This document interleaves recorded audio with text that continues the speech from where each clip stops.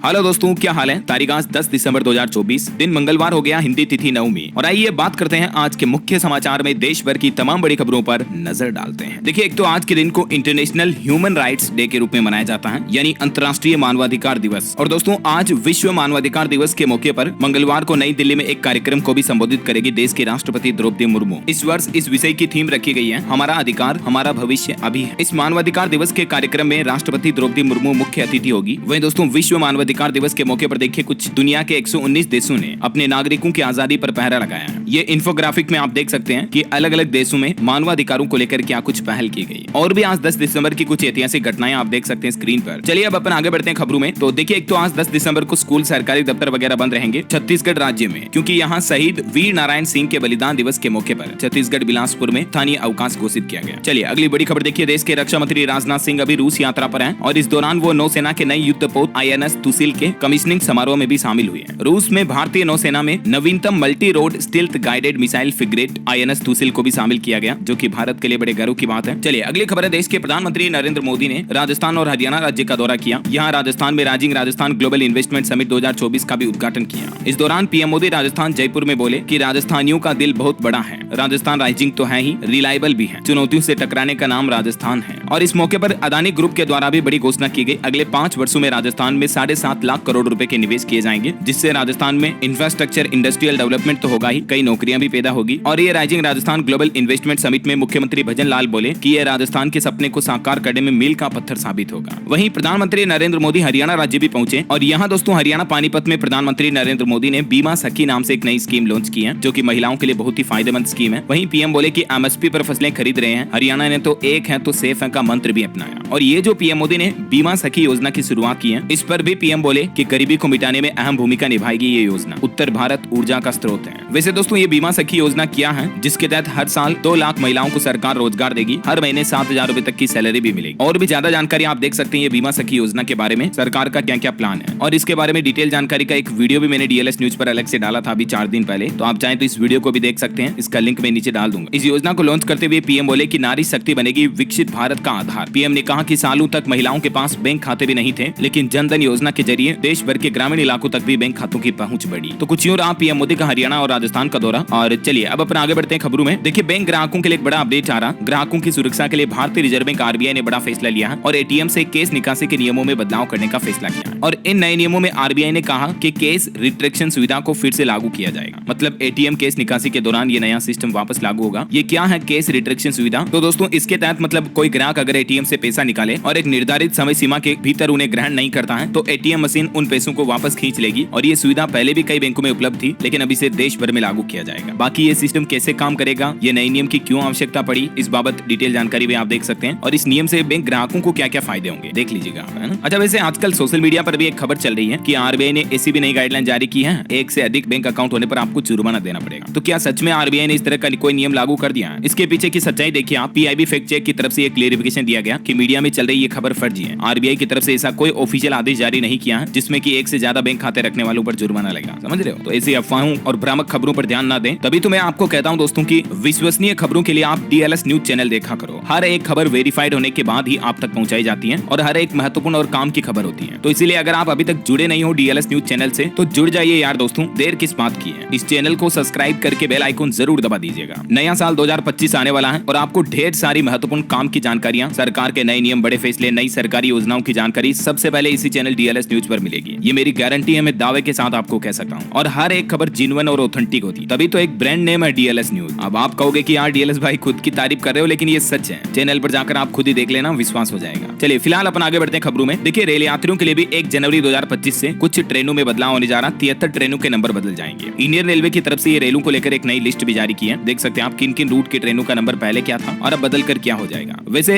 कल से रेल यात्रियों को टिकट बुक करने में भी काफी दिक्कत आ रही थी, क्योंकि IRCTC की वेबसाइट में प्रॉब्लम हो गई, सर्वर डाउन हो गया। तो अभी 24 घंटे तक आप IRCTC की वेबसाइट पर नया अकाउंट नहीं बना पाएंगे। और अगर आपका पहले से अकाउंट बना भी हुआ है तो भी आप पासवर्ड नहीं बदल पाएंगे 24 घंटे तक, ठीक है ना। कल सुबह भी करीब 2 घंटे रेलवे टिकट सेवा बंद रही थी, लेकिन फिलहाल IRCTC की ये टिकट बुकिंग सर्विस तो बहाल हो चुकी है। लेकिन नए रजिस्ट्रेशन और पासवर्ड बदलने के लिए अभी आपको इंतजार करना पड़ेगा, ठीक है। अच्छा, रेलवे का एक और नया प्लान देखिए दोस्तों, रेलवे दिव्यांग रियायत कार्ड भी अब ऑनलाइन जारी होंगे और ये कार्ड जारी होने की जानकारी भी SMS के जरिए दी जाएगी। MP भोपाल रेल मंडल की तरफ से दिव्यांगों के लिए ये नई पहल शुरू की गई है। चलिए अगली खबर है, संजय मल्होत्रा होंगे भारतीय रिजर्व बैंक RBI के नए गवर्नर। 11 दिसंबर को ये पदभार संभालेंगे। पिछले 6 सालों से आपको पता होगा गवर्नर शक्तिकांत दास RBI की कमान संभाले हैं, लेकिन अब हमारे देश के रिजर्व बैंक के नए गवर्नर होंगे संजय मल्होत्रा, जो कल से अपना पदभार संभालेंगे। कल से RBI का गवर्नर बदल जाएगा, ठीक है ना। करंट अफेयर्स के हिसाब से भी इंपोर्टेंट है, ध्यान रखें। चलिए अगली खबर है, अमेजॉन फ्लिपकार्ट के खिलाफ सुप्रीम कोर्ट पहुंचा CCI। आयोग ने जांच में देरी की कोशिशें रोकने की अपील की। कंपनियों पर अविश्वास कानून के उल्लंघन का भी आरोप लगाया। CCI यानी कॉम्पिटिशन कमीशन ऑफ इंडिया की तरफ से ये सुप्रीम कोर्ट में याचिका लगाई गई इन ई-कॉमर्स कंपनियों के खिलाफ। वहीं बड़ी खबर देखिए आप, सरकार की इस नई योजना से रोजगार में बड़ा उछाल आया। 8,910 करोड़ रुपए के निवेश की मिली मंजूरी। दरअसल दोस्तों, भारत सरकार की जो PLI स्कीम है, प्रोडक्शन बेस्ड इंसेंटिव, इस योजना के तहत फूड इंडस्ट्री में रोजगार का अवसर सामने देखने को मिले हैं। ये रिपोर्ट सामने आ रही है कि 8,910 करोड़ रुपए का निवेश हुआ पिछले कुछ समय में फूड इंडस्ट्री में PLI स्कीम के जरिए, और इससे अच्छे खासे लोगों को रोजगार भी मिला, स्थानीय उत्पादों को भी बढ़ावा मिला, है ना। वहीं देखिए एक रिपोर्ट सामने आ रही है कि हमारे देश में तेजी से बढ़ रही है ITR फाइल करने वाली महिलाओं की संख्या, लेकिन दिल्ली में महिलाएं पीछे हैं, बल्कि देश के दूसरे राज्यों में इनकम टैक्स रिटर्न भरने के मामले में महिलाओं की संख्या काफी बढ़ी है। पिछले 5 सालों में 25% तक का इजाफा हुआ, जो कि ये दर्शाता है कि महिलाएं अब सक्षम, आत्मनिर्भर और स्वावलंबी बन रही है ना। और दोस्तों, GST फर्जीवाड़े पर भी एक बड़ी खबर सामने आ रही है कि GST अधिकारियों ने 35,132 करोड़ रुपए की ITC चोरी का पता लगाया। 17,818 फर्जी फर्मों पर कार्रवाई की, जो मतलब फर्जी कंपनियां हैं, कागजों में चलने वाली बोगस कंपनियां हैं, जिनके जरिए ये GST चोरी की जा रही है हमारे देश में। देखिए जरा। वहीं महंगाई दर पर खबर आ रही है कि नवंबर में खुदरा महंगाई दर में गिरावट हुई है। CPI मुद्रास्फीति 5.5 पर आ सकती है। मॉर्गन स्टैनली की तरफ से यह दावा किया गया। ये एक इकोनॉमिक रिसर्च फर्म है ना। चलिए अगली खबर देखिए, भारत को हिंदू राष्ट्र बनाने का इस शख्स ने लिया संकल्प। चारों धामों की पैदल यात्रा पर निकले और लोगों से खास अपील भी की। जैसे बागेश्वर धाम के पंडित धीरेन्द्र कृष्ण शास्त्री है ना, ठीक वैसे ही इनका भी सपना है भारत को हिंदू राष्ट्र घोषित किया जाए। नाम है पंडित गोविंद शर्मा। ये मध्य प्रदेश के ग्वालियर से चलकर अयोध्या धाम और श्री केदारनाथ और बद्रीनाथ धाम पहुंच चुके हैं, और अब वो बद्रीनाथ धाम से अयोध्या के लिए निकले हैं, जहां 22 जनवरी 2025 को श्री राम प्राण प्रतिष्ठा महोत्सव की प्रथम वर्षगांठ पर धर्म ध्वजा भी फहराएंगे। इनका कहना है, जागो हिंदू जागो, अभी भी समय है, नहीं जागे तो वो दिन दूर नहीं जब अपने ही देश में फिर से बेगाने हो जाएंगे। आपका क्या कहना दोस्तों? इन विचारों पर आपकी राय विचार कमेंट करके बताइए जरूर। और वैसे हिंदुओं को लेकर देखिए आप, जम्मू कश्मीर की पूर्व मुख्यमंत्री महबूबा मुफ्ती की बेटी इल्तिजा ने भी एक बड़ा बयान देते हुए कहा कि हिंदुत्व एक बीमारी है जिसने लाखों भारतीयों को बीमार किया है। देखिए मतलब हिंदुओं पर सीधा सीधा उन्होंने इस तरह की घटिया बात बोली है, जो कि नहीं बोलनी चाहिए। इनका कहना है कि हिंदुओं ने भगवान का नाम कलंकित किया, जय श्री राम का नारा लगाकर लीचिंग वगैरह हो रही है। क्या कहोगे आप इन थॉट्स के बारे में? कमेंट करके बताइए। देखिए चलिए फिलहाल देखिए अगली खबर, दिल्ली में विधानसभा चुनाव के मद्देनजर आम आदमी पार्टी ने अपनी दूसरी लिस्ट जारी कर दी है। एक तो मनीष सिसोदिया की सीट बदली गई और अवध ओझा सर जो अभी हाल में बीजेपी में ज्वाइन हुए थे, वो अब पटपड़गंज से चुनाव लड़ेंगे दिल्ली में। आम आदमी पार्टी ने अपनी इस दूसरी लिस्ट में 17 विधायकों के टिकट भी काटे। मनीष सिसोदिया जो पहले पटपड़गंज से थे, उनकी जगह वो अब जंगपुरा से लड़ेंगे और उनकी सीट ये अवध ओझा को दी गई है। चलिए अगली एक सर्वे रिपोर्ट सामने आ रही दोस्तों की सरकारी सेवाओं के लिए 66% कंपनियों को रिश्वत देनी पड़ी। डिजिटलाइजेशन भी नाकामी में रहा। लोकल सर्कल्स द्वारा किए गए सर्वे में ये चौंकाने वाला खुलासा सामने आया। हाल ही में आपको पता होगा अडानी फर्म पर भी अमेरिका में कुछ रिश्वत वगैरह देने के आरोप लगे थे, और इसी बीच ऐसी रिपोर्ट सामने आना कहीं न कहीं वाकई में शक पैदा करती है। वैसे अडानी मामले पर अभी भी संसद भवन से लेकर पक्ष विपक्ष में काफी प्रदर्शन देखा जा रहा। राहुल गांधी समेत विपक्षी सांसदों ने प्रदर्शन किया, लोकसभा की कार्यवाही भी स्थगित की। राहुल गांधी ने मोदी और अडानी का मुखौटा लगाए सांसदों का इंटरव्यू लिया, पूछा कि आपकी पार्टनरशिप कब से चल रही। सांसद बोले कि सालों से सब मिलकर करेंगे। देखिए मतलब संसद में क्या चल रहा है, खेल रहे हैं बयान क्या कर रहे हैं। चलिए अगली खबर देखिए दोस्तों, पंजाब में एक और गायों की पशुओं की बीमारी सामने आई। फगवाड़ा गौशाला में 20 गायों की जान चली गई, कई और बीमार भी हुई। हिंदू संगठनों ने इसका विरोध प्रदर्शन भी किया। और देखिए सरकार ने आंकड़े जारी करते हुए कहा कि महज 2 महीने में ही 25 लाख तक पहुंचा आयुष्मान वय वंदना कार्ड के लिए पंजीकरण। हाल ही में आपको पता होगा सरकार ने 70 साल से ज्यादा उम्र के बुजुर्गों के लिए भी ये योजना शुरू की थी। तो इसी बीच अब स्वास्थ्य मंत्रालय की तरफ से आंकड़े जारी किए कि अब तक 25 लाख लोगों ने अपना नाम इसमें दर्ज भी करवा लिया, और यहाँ तक कि 22,000 से ज्यादा तो वरिष्ठ नागरिकों ने भी इस योजना का लाभ उठाया है। चलिए अगली खबर देखिए, भारत के विदेश सचिव विक्रम मिस्री अंतरिम सरकार के साथ बातचीत करने के लिए ढाका पहुंचे हैं, जो कि बांग्लादेश की राजधानी है। अभी आपको पता होगा बांग्लादेश में हिंदुओं पर काफी हिंसा हो रही है। तो इसी बीच हमारे विदेश सचिव बांग्लादेश की राजधानी ढाका पहुंचे, और यहाँ उन्होंने बांग्लादेश के विदेश सलाहकार से कहा कि भारत रचनात्मक, सकारात्मक और साझा हित चाहता है, इसलिए बांग्लादेश को भी उसी तरह व्यवहार करना चाहिए। उन्होंने साफ साफ कहा कि पहले हिंदुओं की रक्षा और धर्म स्थलों की सुरक्षा तय करें। ढाका पहुंचे विदेश सचिव ने बांग्लादेश सरकार को खरी खोटी भी सुनाई। बांग्लादेश के जो विदेश मामलों के सलाहकार हैं मोहम्मद तौहीद हुसैन, उनसे मुलाकात की हमारे भारतीय विदेश सचिव विक्रम मिस्री ने, है ना। चलिए अगली खबर आ रही है कि देश में चल और अचल वक्फ संपत्तियों के आंकड़ों को संग्रहित करने के लिए भारतीय वक्फ संपत्ति प्रबंधन प्रणाली पोर्टल भी शुरू कर दिया सरकार ने। केंद्र सरकार की तरफ से इस बात की जानकारी दी गई। आए दिन आपको पता होगा वक्फ बोर्ड पर अवैध संपत्तियों को हड़पने के आरोप लगते रहते हैं। अभी एक दिन पहले मैंने आपको बताया था महाराष्ट्र में भी वक्फ बोर्ड ने किसानों की 300 एकड़ पुश्तैनी जमीन पर अपना दावा दावा ठोका, 103 लोगों को नोटिस भी भेज दिया। उसके बाद महाराष्ट्र के किसानों ने विरोध भी किया। किसान बोले कि वक्फ हमारे पुश्तैनी खेतों को ही हड़पना चाहता है। और एक ग्राउंड रिपोर्ट देखिए, वक्फ का समंदर किनारे भी 404 एकड़ पर जमीन का दावा किया गया। केरल के एर्नाकुलम जिले में वक्फ बोर्ड की तरफ से ये संपत्ति को अपना बताया गया, जबकि 610 हिंदू और ईसाई परिवारों ने यहाँ जमीन खरीदी है। वो बोले कि वक्फ पर नया कानून बनेगा तो ही हमारी जमीन बचेगी। तभी आपको बताऊंगा केंद्र सरकार पिछले कुछ समय से मौजूदा वक्फ एक्ट में कुछ बदलाव करने की प्लानिंग कर रही है। तो नए वक्फ बिल में क्या अंतर होगा, जिसकी डिटेल जानकारी भी आप देख सकते हैं। चलिए अगली खबर देखिए। प्रधानमंत्री नरेंद्र मोदी ने गुजरात में रामकृष्ण मठ की ओर से आयोजित एक कार्यक्रम को संबोधित करते हुए कहा कि राष्ट्र निर्माण के हर क्षेत्र में नेतृत्व के लिए युवाओं को हमेशा तैयार रहने की जरूरत है और देश के ज्यादा युवाओं को राजनीति में आना चाहिए। ये पीएम का मानना है। पीएम मोदी ने कहा कि हम राजनीति को सिर्फ परिवारवादियों के लिए नहीं छोड़ सकते हैं और इसलिए हम नए वर्ष 2025 में ये नई शुरुआत करने जा रहे हैं कि ज्यादा से ज्यादा युवाओं को राजनीति में आने का मौका दिया जाए। चलिए बैंकिंग न्यूज से खबर है दोस्तों, एचडीएफसी बैंक ने ग्राहकों को बड़ा झटका दिया। बैंक लोन अब महंगा होगा एचडीएफसी बैंक से लेना, क्योंकि एचडीएफसी की तरफ से लोन की एमसीएलआर में बढ़ोतरी कर दी गई है। 0.05% तक की बढ़ोतरी की गई। और दोस्तों इस बढ़ोतरी के बाद अलग अलग टाइम पीरियड की एमसीएलआर क्या होगी एचडीएफसी बैंक से, आप देख सकते हैं स्क्रीन पर। वहीं आईसीआईसीआई बैंक के भी करोड़ों ग्राहकों के लिए एक अलर्ट सामने आ रहा, 2 दिन नहीं मिलेगी बैंक की ये सर्विस। दरअसल आईसीआईसीआई बैंक ने अपने ग्राहकों को सचेत किया है कि 14 दिसंबर 2024 की रात 11:55 से 15 दिसंबर 2024 सुबह 6 बजे तक बैंक में पहले से तय रखरखाव का काम किया जाएगा और इसीलिए RTGS real time gross settlement service पर असर पड़ेगा। ये सर्विस काम नहीं करेगी, बैंक में ग्राहक इस सुविधा का फायदा नहीं ले पाएंगे। ठीक है ना। बहरहाल अभी तो कुछ और महत्वपूर्ण और काम की खबरें देखेंगे दोस्तों अपन, लेकिन फिलहाल वक्त तो चला है आज के ताजा मौसम समाचार जानने का। तो देखिए दोस्तों, एक तो अगले 3-4 दिनों में देश के अलग अलग हिस्सों में शीतलहर की आशंका है। मौसम विभाग ने कहा कि जम्मू कश्मीर, लद्दाख, गिलगित बाल्टिस्तान, मुजफ्फराबाद, पश्चिमी उत्तर प्रदेश, उत्तराखंड, पूर्वी राजस्थान समेत कई राज्यों में शीतलहर जारी रहेगी। पंजाब, हरियाणा, चंडीगढ़ वगैरह इन राज्यों में 2-3 दिनों में सुबह और रात के समय घना कोहरा भी छा सकता है। जम्मू कश्मीर में 9 जगहों पर पारा माइनस में पहुंच चुका है। जो जिला में तो अभी -20 डिग्री तक चल रहा है। हिमाचल में भी बर्फबारी हुई। 14 दिसंबर से उत्तर भारत में और तेज ठंड पड़ने की संभावना है। देखिए कुछ अलग अलग राज्यों के मौसम के हालात। मध्य प्रदेश में आज से ठंड और बढ़ेगी। मंडला, बालाघाट समेत 4 जिलों में हल्की बारिश की चेतावनी। राजस्थान में भी आज शीतलहर का अलर्ट है। जोधपुर, बाड़मेर में सीजन की सबसे सर्द रात रही। माउंट आबू में पारा 5 डिग्री से भी नीचे पहुंच चुका है। उत्तर प्रदेश के 50 शहरों में कोहरा छाया। गाजियाबाद में बारिश भी हुई। यूपी के 38 जिलों में अलर्ट जारी हुआ कोहरे और शीतलहर की चेतावनी। इधर छत्तीसगढ़ में देखिए दोस्तों, सरगुजा संभाग में बारिश के बाद कोहरा छाया। सूरजपुर के खरीदी केंद्रों पर खुले में रखा धान भी भीग गया। आज से ठंड और बढ़ेगी। पंजाब, चंडीगढ़ में भी आज फिर बारिश के आसार हैं। ठंड बढ़ेगी। 15 जिलों में कोहरे का अलर्ट है। हरियाणा में भी आज फिर बारिश होगी, कोहरे की भी चेतावनी। और हिमाचल प्रदेश में इस सीजन की पहली बर्फबारी भी शुरू हुई। शिमला, रिज समेत 8 जिलों में 2 से 8 इंच तक बारिश, मतलब बर्फ गिरी। ये देख सकते हैं आप हिमाचल में बर्फबारी की कुछ तस्वीरें भी पर्यटक एंजॉय करते हुए। पहाड़ों पर बर्फ की मानो सफेद चादर से बिछ गई। हिमाचल के लाहौल स्पीति में बर्फ में फंसे 489 वाहनों का भी रेस्क्यू किया गया। 800 से ज्यादा लोगों को बाहर निकाला गया। सड़कों पर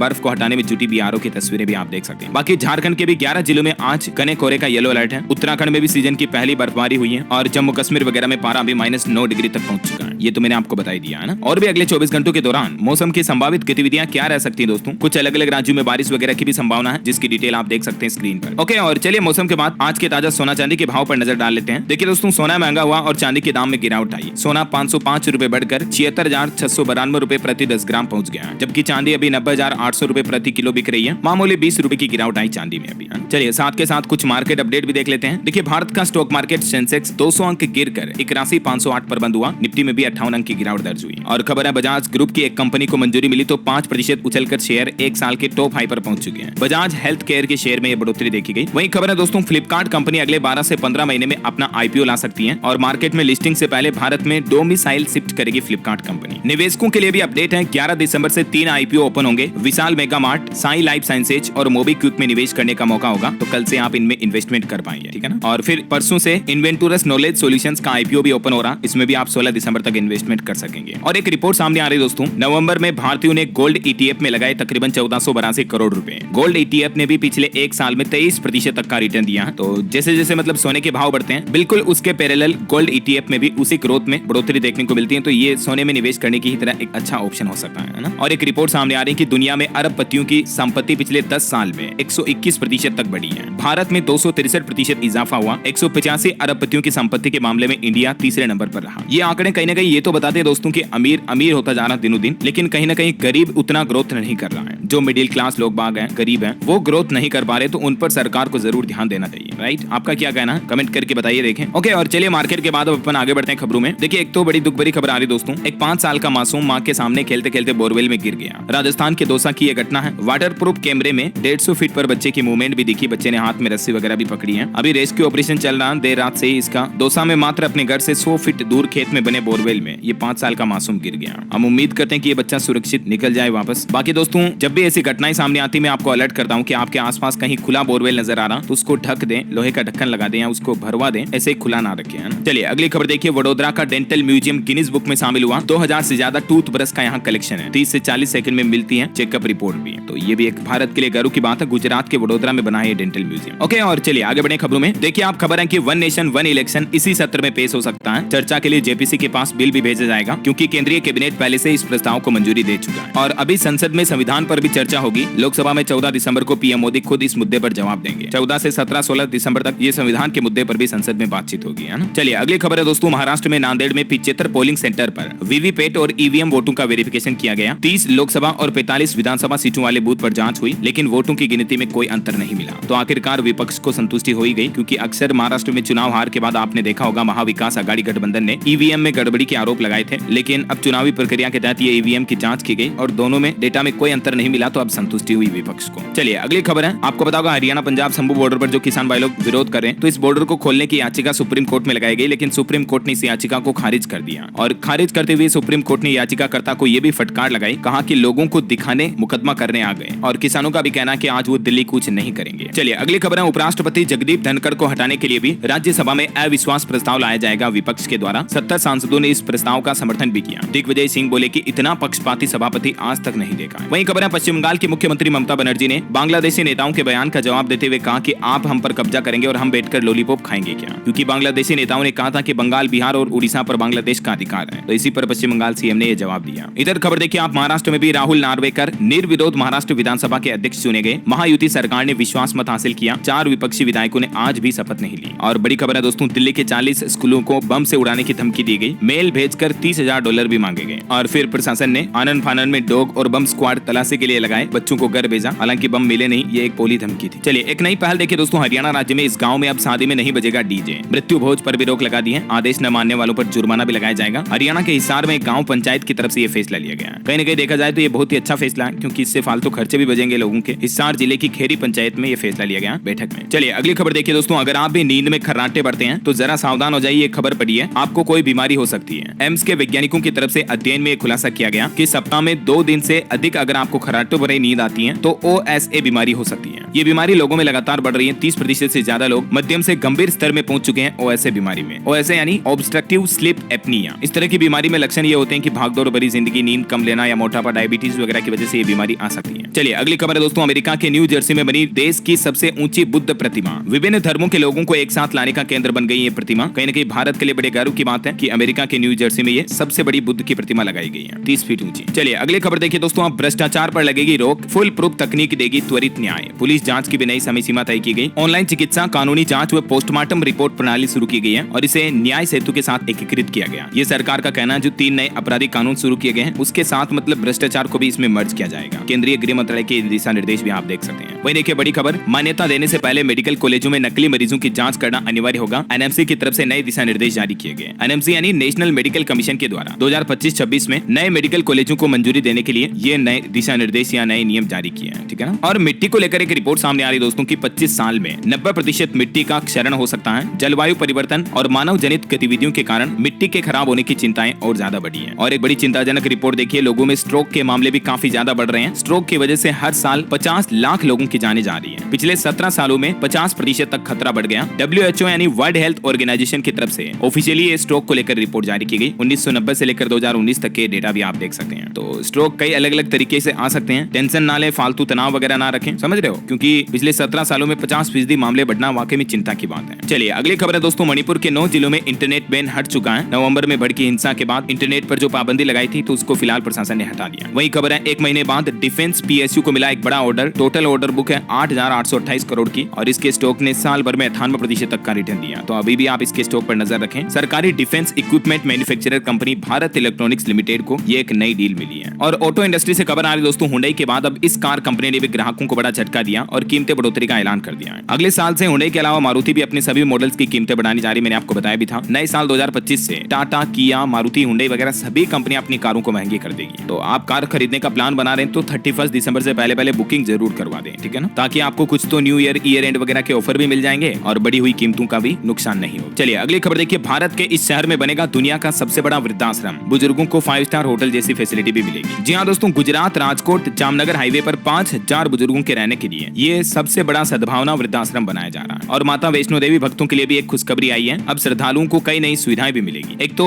वैष्णो देवी के यहाँ श्रद्धालुओं को भवन पर पहली बार यज्ञ और फैमिली रूम्स की सुविधा मिलने जा रही है, ठीक है। और इसके साथ ही श्रद्धालुओं को कटरा से भवन तक रोपवे की सुविधा भी मिलेगी, जिससे कि उन लोगों को माता के दर्शन करना आसान हो जाएगा जिनके पास समय कम है या पैदल नहीं चल सकते हैं, दिक्कत है तो, है ना। वहीं हज यात्रियों के लिए भी अपडेट आ रहा है कि हज यात्रा के चयन के लिए सरकार ने पोर्टल शुरू कर दिया है। आप भी ऑनलाइन आवेदन कर सकते हैं इस पोर्टल के माध्यम से। अल्पसंख्यक कल्याण विभाग अधिकारी दिलीप कुमार की तरफ से यह घोषणा की गई। और बड़ी खबर देखिए, मिर्जापुर राज्य में लागू होगा ऑटो और ई रिक्शा के लिए कलर कोड, जिससे कि ट्रैफिक जाम से मुक्ति मिलेगी। और मतलब किस एरिया में कौन सा ई रिक्शा वगैरह चलाना, ये पूरा कलर कोड के माध्यम से एक प्रॉपर ट्रैफिक व्यवस्था सिस्टम शुरू किया जाएगा, समझ रहे हो। मिर्जापुर सरकार की तरफ से नई पहल की गई है। चलिए अगली खबर है दोस्तों, उत्तर प्रदेश के रामपुर में भी 17 जनवरी को जिले में आयोजित होगा मुख्यमंत्री सामूहिक विवाह कार्यक्रम। समाज कल्याण विभाग की तरफ से घोषणा भी की गई, जो लोग अपना विवाह पंजीयन करवाना चाहते हैं तो इस पोर्टल के माध्यम से कर सकते हैं। ओके, और बड़ी खबर आ रही, गुजरात सरकार ने एक बड़ी कार्रवाई करते हुए PMJAY योजना में गड़बड़ी में शामिल 5 अस्पतालों को भी सस्पेंड कर दिया है। वैसे अभी हाल ही में केंद्र सरकार ने भी इस स्कीम में भ्रष्टाचार को लेकर चेतावनी दी थी कि आयुष्मान भारत स्कीम में किसी भी तरह का फ्रॉड बर्दाश्त नहीं किया जाएगा। सरकार ने संसद में साफ ये चेतावनी दी है और सभी राज्य सरकारों को भी अलर्ट रहने का आदेश दिया। चलिए टेक न्यूज से खबर है दोस्तों, व्हाट्सएप ने आईफोन यूजर्स के लिए एक नया फीचर पेश किया है। आपका चैटिंग का एक्सपीरियंस पूरी तरह से बदल जाएगा। दरअसल व्हाट्सएप अब चैटिंग के दौरान स्टिकर शेयर करने की भी सुविधा देगा। अब दोस्तों, परिवार, मित्रों के साथ आप पूरा स्टिकर शेयर कर पाएंगे। पहले कुछ लिमिटेशन थी, तो आईफोन यूजर्स के लिए नया अपडेट जारी किया है। और खबर है, भारत के विदेश मंत्रालय का कहना है कि सीरिया की राजधानी दमिश्क में काम करता रहेगा हमारा भारतीय दूतावास यानी इंडियन एम्बेसी। अभी सीरिया पर आपको पता होगा, वहाँ की सरकार को भंग करके दूसरे हमलवारों ने कब्जा कर लिया अफगानिस्तान में तालिबान की ही तरह। तो उसके बाद भारत सरकार की तरफ से ये सीरिया को लेकर बयान जारी किया गया। वहीं सरकार का कहना है कि सीरिया में सभी पक्षों को देश की एकता और संप्रभुता को बनाए रखने के लिए काम करना चाहिए। ये भी भारत का कहना है सीरिया के हालातों पर। अभी तो सीरिया के राष्ट्रपति वगैरह भी देश छोड़कर भाग चुके हैं, हालात काफी गंभीर चल रहे हैं यहाँ। चलिए अगली खबर देखिए, मध्य रेलवे के रेल सुरक्षा बल और GRP ने ऑपरेशन नन्हे फरिश्ते के तहत महाराष्ट्र में 1099 बच्चों को बचाने में सफलता पाई है। वहीं खबर है कि नवीनतम बहुउद्देशीय मिसाइल स्टेल्थ फ्रिगेट INS तुसिल को भारतीय नौसेना में आज शामिल करेंगे रक्षा मंत्री राजनाथ सिंह। और सरकार ने महिलाओं के लिए भी एक अच्छा फैसला लिया। महिला स्वयं सहायता समूह को 15,000 ड्रोन उपलब्ध कराने की भी मंजूरी दे दी है नागरिक उड्डयन मंत्रालय की तरफ से। 2026 तक अगले 3 वर्षों के दौरान नमो ड्रोन दीदी केंद्रीय योजना में सरकार महिलाओं को आत्मनिर्भर बनाने के लिए नई पहल की है। वहीं खबर है कि प्रधानमंत्री इंटर्नशिप योजना से जुड़ने के लिए भी भारत की शीर्ष 500 कंपनियों की पहचान कर ली गई है। मिनिस्ट्री ऑफ कॉर्पोरेट अफेयर्स की तरफ से यह जानकारी दी गई। और खबर है, भारतीय तटरक्षक बल ने नई दिल्ली में फिलीपीन तटरक्षक बल के साथ दूसरी द्विपक्षीय बैठक भी की। भारत फिलीपींस रिश्तों पर बातचीत हुई। और एक नई पहल देखिए, भारतीय डाक ने अंटार्कटिका के पेंगुइन की तस्वीर वाले पोस्ट कार्ड का भी एक विशेष सेट जारी किया है। भारतीय रिजर्व बैंक RBI ने भी अपनी सांख्यिकीय प्रकाशन का 9वां संस्करण भारतीय राज्यों पर सांख्यिकी पुस्तिका 2023-24 का अनावरण कर दिया है। वहीं खबर है दोस्तों, सरकार ने आंकड़ों में कहा कि पिछले 10 सालों में 5 करोड़ से ज्यादा फर्जी राशन कार्ड धारकों की पहचान की गई और उन पर सख्त कार्रवाई भी हुई है। देश के केंद्रीय मंत्री किरण रिजिजू भी बोले कि विदेशी ताकतों के साथ मिलकर भारत के खिलाफ काम करने वालों को गंभीरता से लिया जाएगा। और खबर देखिए दोस्तों, उत्तर प्रदेश के जेवर इंटरनेशनल एयरपोर्ट पर उतरा पहला विमान, फ्लाइट की सफलतापूर्वक टेस्ट लैंडिंग भी हुई। हमारे देश के विदेश मंत्री डॉक्टर एस जयशंकर ने मनामा में भारत बहिन उच्च संयुक्त आयोग की चौथी बैठक की सह अध्यक्षता भी की। और केंद्रीय मंत्री पीयूष गोयल ने भी नॉर्वे और भारत के बीच स्टार्टअप सेतु शुरू करने का भी एक नया प्रस्ताव रखा है। अच्छा, दिल्ली सरकार की एक नई पहल देखिए दोस्तों, DTC के कॉन्ट्रेक्चुअल कर्मचारियों के लिए खुशखबरी है। दिल्ली के मुख्यमंत्री आतिशी की तरफ से कई बड़े ऐलान किए हैं, जिससे कि इन कर्मचारियों की सैलरी भी बढ़ेगी। कितनी तनख्वाह में बढ़ोतरी होगी, जिसकी जानकारी भी आप देख सकते हैं। चलिए अगली खबर है, अब समुद्र के रास्ते से भी तेल आयात कर सकेगा अदानी कृष्णपट्टनम पोर्ट। सरकार ने इसकी भी मंजूरी दे दी है। आंध्र प्रदेश के नेल्लोर में स्थित है ये पोर्ट। और एक देखिए, EV व्हीकल वालों के लिए टेंशन खत्म हुई। हुंडई कंपनी भारत में लगाएगी 600 electric vehicle fast charging station भी। हुंडई की तरफ से ये बड़ी घोषणा की गई है। चलिए खबर है, पंजाब में सुखबीर बादल पर बरसे केंद्रीय राज्य मंत्री बिट्टू। बोले कि सांप को दूध पिलाओगे तो डसेगा भी। हाल ही में आतंकी चोड़ा ने जो हमला किया था, उस पर उनका कहना कि वो किसी का सगा नहीं। वहीं पंजाब में सुखबीर बादल के हमलवार को पंथ से निकालने की भी मांग की जा रही है। SGPC की बैठक में जसवंत सिंह ने इसका विरोध भी किया। और पंजाब में अकाली दल के बागी गुट की भी सजा पूरी हुई। चंदू माजरा बोले कि श्री अकाल तख्त के आदेश पर भंग होगी सुधार लहर। वैसे पंजाब में निकाय चुनाव के लिए भी नामांकन शुरू हो चुके हैं। 12 दिसंबर इसकी लास्ट डेट है। और पंजाब निकाय चुनाव के लिए आम आदमी पार्टी ने भी एक नई रणनीति बनाई है। स्क्रीनिंग कमेटियों में विधायकों और सांसदों की भी जिम्मेदारी तय की जाएगी। चलिए अगली खबर देखिए, प्लेसेस ऑफ वर्शिप एक्ट यानी कि पूजा स्थल कानून की संवैधानिकता को लेकर भी कल सोमवार को सुप्रीम कोर्ट में सुनवाई हुई और इस सुनवाई के दौरान हिंदू बोले कि एक्ट ने 3 मूल अधिकार छीने। अब सीजेआई की स्पेशल बेंच इस मामले की सुनवाई करेगी। चलिए कुछ और हेडलाइंस न्यूज अपडेट देखिए दोस्तों। महाराष्ट्र पुणे में एक भाजपा विधायक के मामा की जान ले ली गई। मॉर्निंग वॉक पर 4-5 लोगों ने अगवा किया था। आंध्र प्रदेश के डिप्टी सीएम पवन कल्याण को भी जान से मारने की धमकी मिली। जांच शुरू हुई। जम्मू कश्मीर के पुंछ में एक माइन ब्लास्ट में एक जवान शहीद हो गया। असम के कछार में 3 बांग्लादेशी नागरिकों को भी अरेस्ट किया गया। महाराष्ट्र पुणे के पिंपरी चिंचवड़ में कबाड़ गोदाम में भी आग लग गई, जिसमें 20 गाड़ियां आग बुझाने के लिए पहुंची। वहीं सुप्रीम कोर्ट ने मणिपुर राज्य सरकार को नोटिस जारी किया। कहा कि मई 2023 से जारी हिंसा में अब तक कितनी संपत्तियां नष्ट हुई, इसका ब्यौरा भी मांगा। चलिए अगली खबर देखिए। आपके हेल्थ को लेकर एक रिपोर्ट सामने आ रही कि डायबिटीज कंट्रोल करने में सफेद बैंगन का सेवन करना कितना असरदार है। वैज्ञानिकों के शोध में इसका सच भी सामने आया, जिसमें पता चला दोस्तों कि सच में सफेद बैंगन जो होता है वो शुगर यानी डायबिटीज को कंट्रोल करने में मदद करता है। तो शुगर पेशेंट रेगुलर सफेद बैंगन की सब्जी वगैरह खाएं तो फायदे में रहेंगे, है ना। चलिए खबर देखिए। महाराष्ट्र वासियों के लिए एक और बड़ी खुशखबरी आई है। मुख्यमंत्री फडणवीस ने अधिकारियों को कुछ नए दिशा निर्देश भी दिए। बिना किसी परेशानी और देरी के सरकारी सेवाओं का लाभ उठाने वालों के जीवन को आसान बनाने पर जोर दिया जाए, ये कहना है महाराष्ट्र सीएम का। बिजली उपभोक्ताओं के लिए भी अच्छी खबर आ रही है। अब 7 दिनों के भीतर होगा आपका किसी भी तरह की बिजली समस्या का समाधान। बिहार सरकार की तरफ से अब इस पहल को लेकर शिविर भी लगाए जाएंगे अलग अलग जिलों में। वही खबर है दोस्तों, मथुरा में कृष्ण जन्मभूमि शाही मस्जिद ईदगाह मामले पर सुप्रीम कोर्ट अगले साल सुनवाई करेगा। 2025 में मतलब सुनवाई होगी, है ना। और देखिए राजस्थान के जयपुर में बनेगा world class hospital. NRI doctors मिलकर इसे तैयार करेंगे। खबर है मोतीलाल ओसवाल म्यूचुअल फंड ने 2 इंटरनेशनल फंड में नए एसआईपी और टॉपअप पर भी रोक लगाई है, जिनके बारे में डिटेल भी आप देख सकते हैं। और वही खबर है दोस्तों, क्रिसमस और नए साल के मौके पर अगर आप भी थाईलैंड, बैंकॉक वगैरह घूमने का प्लान कर रहे हैं तो आईआरसीटीसी की तरफ से 6 दिन का एक सस्ता टूर पैकेज निकाला गया। ठीक है, इस पैकेज में खाना पीना, रहना वगैरह, आना जाना सबका किराया सब कुछ शामिल होगा। प्रति व्यक्ति किराया होगा 63,000 के समथिंग। बच्चों वगैरह के लिए कुछ अलग से पे करना पड़ेगा। बाकी अगर आप घूमने का प्लान करें तो इसकी तारीख वगैरह की डिटेल और ज्यादा जानकारी आप आईआरसीटीसी के पोर्टल पर चेक कर लीजिएगा, है ना। चलिए अगली खबर आ रही, टाटा समूह मेगा निवेश करने जा रहा। लगभग 1.25 लाख करोड़ रुपए के निवेश से इस राज्य में कायापलट होगी। हजारों लोगों को नई नौकरियां भी मिलेगी। टाटा पावर ने राजस्थान राइजिंग समिट के दौरान ही अडानी की ही तरह ये बड़ी घोषणा की है। राजस्थान में 1.25 करोड़ के लगभग 1.25 लाख करोड़ के लगभग निवेश किया जाएगा टाटा ग्रुप की तरफ से, है ना। चलिए प्रयागराज महाकुंभ को लेकर कुछ अपडेट देखिए। पीएम नरेंद्र मोदी के प्रयागराज आने से पहले चमकाए जा रहे हैं घाट। 11 दिसंबर को महाकुंभ में शिरकत करेंगे प्रधानमंत्री नरेंद्र मोदी। और इस बार प्रयागराज महाकुंभ में 3 नए आपराधिक कानूनों की भी जानकारी दी जाएगी लोगों को। चंडीगढ़ में भी हाल ही में आपको पता होगा पीएम मोदी ने इस बारे में बातचीत की। और केंद्र सरकार ने भी महाकुंभ के बीच उत्तर प्रदेश को एक बड़ी सौगात दी है। महाकुंभ में प्रयागराज से काशी और अयोध्या तक चलाई जाएगी रिंग रेल सेवा भी। पीएम मोदी ने भी कहा कि महाकुंभ को दिव्य बनाने के लिए बड़ा ऐलान किया। वो बोले कि संतों से मुलाकात करेंगे और करोड़ों रुपए के नए प्रोजेक्ट की भी सौगात देंगे प्रयागराज को। 11 तारीख को कल पीएम मोदी प्रयागराज में मंदिरों के 2 कॉरिडोर का उद्घाटन भी करेंगे। महाकुंभ नगरी पीएम के अभिनंदन के लिए भी तैयार है। और एक अच्छी खबर देखिए दोस्तों, अयोध्या से शुरू हुई रामायण कॉन्क्लेव की शुरुआत। दुनिया के कई देशों में इसका आयोजन होने जा रहा है। वही खबर है, हिमाचल प्रदेश के मुख्यमंत्री बोले कि हिमाचल सरकार के 2 साल पूरे होने के उपलक्ष्य में कल 11 दिसंबर को 6 नई योजनाओं का शुभारंभ किया जाएगा। कौन कौन सी योजनाएं लॉन्च होती है मैं आपको बता दूंगा अपडेट इसी चैनल डीएलएस न्यूज पर। वही खबर है दोस्तों, एयर इंडिया फ्रांस की एयरबस से खरीदेगा 100 नए विमान। पिछले साल भी 470 विमानों का ऑर्डर दिया था। ओके, और चलिए अब अपन कुछ स्टेट न्यूज अपडेट देख लेते हैं। देखिए राजस्थान के मुख्यमंत्री बोले कि 12 से 15 दिसंबर तक कई नई योजनाएं शुरू होगी। महिलाओं को 100 करोड़ का लोन मिलेगा और राजस्थान में मां वाउचर नाम से भी एक नई योजना शुरू की जाएगी। और मध्य प्रदेश से खबर है, शीतकालीन सत्र में दूसरे दिन पेश होगा अनुपूरक बजट। कैबिनेट से मंजूरी मिलना बाकी है। आधा दर्जन विभागों के विधेयक भी इसमें पेश किए जाएंगे। वही देखिए छत्तीसगढ़ की हरदीभाटा पंचायत को देश की राष्ट्रपति द्रौपदी मुर्मू पुरस्कार देगी, सम्मानित करेगी। 11 दिसंबर को दिल्ली में समारोह में इसका आयोजन होगा। और छत्तीसगढ़ सरकार की बड़ी घोषणा देखिए, शहरी इलाकों में गरीबों को मकान दिए जाएंगे। सरकार अटल विहार योजना के जरिए हाउसिंग बोर्ड को 1 रुपए में जमीन देगी। 300 करोड़ का प्रोजेक्ट है जिससे कि लोगों को सस्ते में घर मिल पाए, है ना। ये छत्तीसगढ़ सरकार की नई योजना है। और पर्यटकों के लिए भी खुशखबरी है। अब आप शीतकालीन सत्र में भी 4 धाम के दर्शन कर पाएंगे, क्योंकि उत्तराखंड के मुख्यमंत्री पुष्कर सिंह धामी ने शीतकालीन 4 धाम यात्रा की भी शुरुआत कर दी है। मुख्यमंत्री ने ओंकारेश्वर मंदिर से यात्रा की शुरुआत की और बोले कि सरकार का लक्ष्य है 4 धाम यात्रा साल भर तक चले। मतलब बाकी इतने सालों में ठंड के समय में बंद हो जाती थी 4 धाम यात्रा, लेकिन अब इस बार सर्दियों में भी आप यात्रा कर पाएंगे, समझ रहे हो। चलिए अगली खबर है, पुडुचेरी राज्य में पूर्व मुख्यमंत्री का निधन हो चुका है। सरकार ने 3 दिन का राजकीय शोक भी घोषित किया राज्य में। ओके, और चलिए कुछ एजुकेशनल खबरें देख लेते हैं दोस्तों। देखिए एक तो एनएलसी इंडिया लिमिटेड में ग्रेजुएट और टेक्नीशियल के अप्रेंटिस पदों पर वैकेंसी निकली है। 588 पदों पर नियुक्तियां होगी। नीट प्री पीजी काउंसलिंग 2024 की प्रक्रिया रद्द हुई। इन सर्विस कैंडिडेट्स को मिलेंगे अतिरिक्त अंक भी। पंजाब के स्कूलों में 24 दिसंबर से सर्दियों की छुट्टियां घोषित होगी। सरकारी और गैर सरकारी यानी प्राइवेट स्कूलों के लिए भी सरकार ने आदेश जारी किया। बढ़ती ठंड की वजह से यह फैसला लिया गया है। और